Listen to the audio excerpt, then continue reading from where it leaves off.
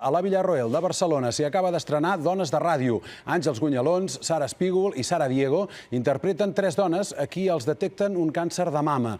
Tot i el trasbals, la comèdia que ha escrit Cristina Clemente aborda el tema amb molt d'humor i tenint com a base les vivències reals de dones que han passat per aquesta situació.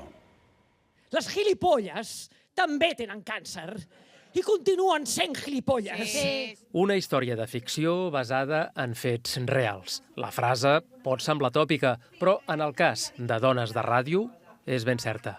La meva filla jugava a bàsquet en un equip i vaig conèixer una altra mare, que ens vam fer col·legues, i de sobte al final de temporada em va dir que portava tot l'any amb un càncer de pit, de fet anava amb perruca i tot. I arrel d'això vaig posar un tuit preguntant si volia conèixer dones que s'haguessin conegut a través del càncer de mama, perquè pensava, sí, sempre tenim la gent amb càncer com, oh, tabú, no? I eren vida pura.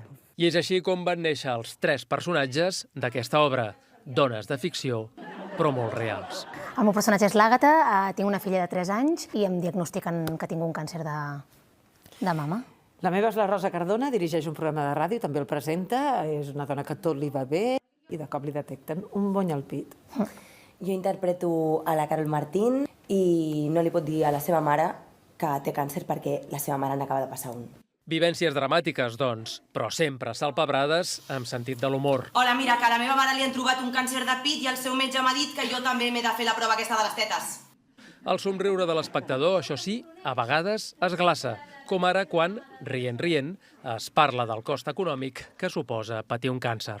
La funció ha comptat amb la presència d'unes espectadores molt especials, les dones en les quals Cristina Clemente es va inspirar per escriure aquesta obra.